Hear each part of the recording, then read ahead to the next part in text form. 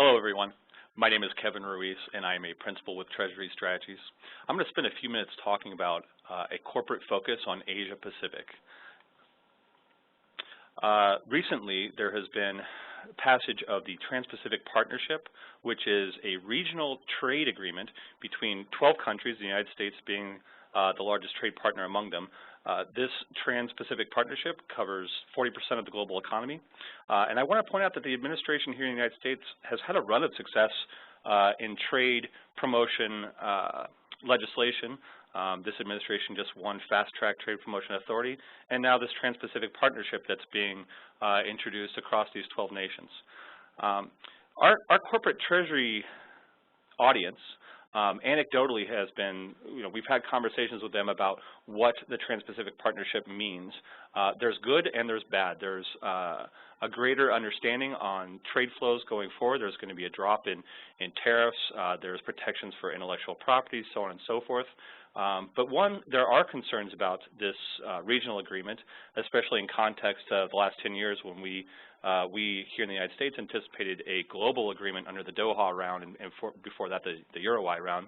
But now there's also other concerns, namely the fact that there's very large trade partners that are not part of the TPP right now, that being China, but also South Korea is not part of the TPP as well. The open architecture of this agreement leads us to believe that there may be an introduction of other nations into the TPP going forward should a more global trade agreement under Doha not go forward. But there's other concerns as well. The common concerns about quote-unquote giveaways to business, specific carve-outs around intellectual property, and then the concern about what that means in terms of jobs in each one of these member states. I want to stress one thing. The TPP is going to pass in one form or another. It still does need to be negotiated within each country's legislative entities. Here in the United States, the U.S. Congress is going to have to negotiate this as well. Right now, we're looking at a global volume of trade contracting. 0.5% contraction. It's been the largest contraction since 2008. There's a prediction, especially in Asia, that growth is going to be between 5, maybe 5.8% to 6.5%. That's coming from the Asian Development Bank as well as the World Bank. And that's well below the 8% that we've seen in growth in recent years. So there's concerns about the engine of growth being, stumbling or potentially breaking. And one of the concerns to our corporate treasury audience is that the TPP doesn't touch on currency, I guess you'd call it currency manipulation, or other mercantilist strategies that are always of concern to corporate treasurers.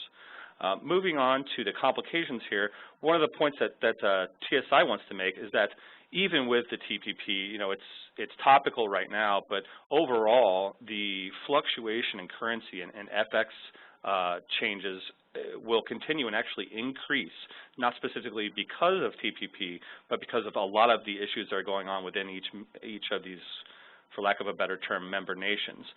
There is increased currency and FX exposure, even with a new trade agreement, with or without it. As companies grow and continue to grow, there's increased business exposure, supply chain exposure, operational exposure, and then having the operations in country, you increase country and political exposure.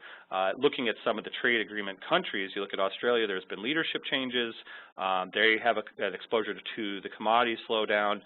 Here in the United States, we have our recent congressional leadership changes, a recent Fed resistance to raising interest rates, strong U.S. dollar.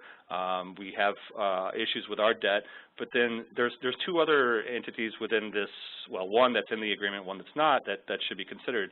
Japan, Abe has, Abenomics is what we're calling it, to combat demographic and economic malaise. His three-arrow approach towards monetary easing, reductions in government deficit spending, and then business deregulation have been a big part of the domestic economic strategy. Abe is facing an aging population, and that country has a very large domestic debt, almost 250% of GDP. And then the elephant in the room that isn't part of the TPP but may become part of the TPP in the future is China. Export slowdown of approximately 5% year over year. There's an economic slowdown both at the macro level and at the micro level. The strategies for a state-directed consumer initiative to expand the economy may or may not be having an impact. There's also the local debt levels that are, I would say, not part of the larger discussion about China's debt, but there's also overall lower demand for raw and intermediate goods, copper, fuel, aluminum, concrete, steel, so on and so forth, which is impacting all these other member nations. So what are the potential solutions? When we've been talking to our corporate clients, they've asked us, repeatedly, well, what do we do about this? And you have to kind of start by thinking, if you don't take any risk and you say, well, I don't want any exposure, then you're not really conducting business. So you have to take risks, and you have to take smart risks. And that means greater visibility, greater attention to the risks that you're being exposed to, and forecasting for future events, for making smart, as I would say, risk-informed decisions.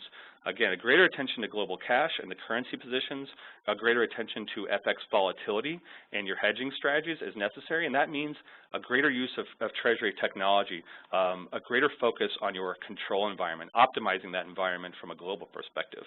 And then the use of Treasury centralization strategies. These may be things like an in-house bank, regional Treasury centers, so on and so forth.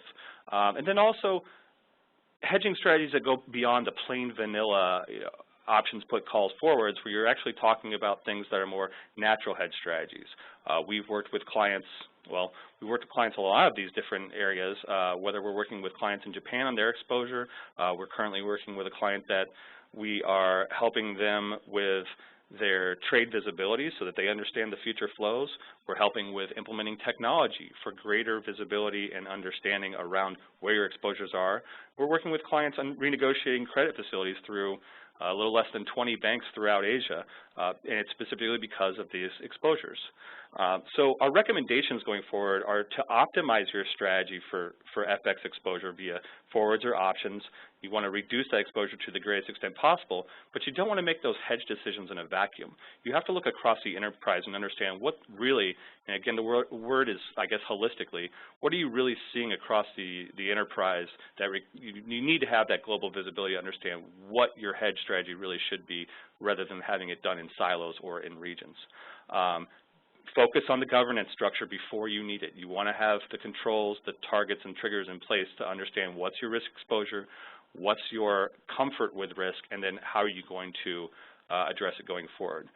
One of the strategies that we've used quite a bit is hedging with our clients using a layered or laddering approach if necessary, so you do have a cushion in terms of time rather than just one single hedge exposure. Another recommendation is to hedge at the transactional level rather than at the balance sheet level. You can do one or the other, but doing both can get confusing, especially in a very complex Treasury environment. As I mentioned before, natural hedges, payment terms, currency terms, these are all considerations that our clients are working with us to implement to reduce their FX exposure going forward. And then finally, you want to consider your business strategy. The Treasury function does not, again, doesn't live in a vacuum, and you have to understand what's driving your exposure from a business strategy perspective, what's coming down the line, and therefore, what do you need to do going forward. So I want to thank you for your time. Again, my name is Kevin Ruiz, and I am happy to speak with you in the future about any of these concerns or questions that you might have. Have a great day.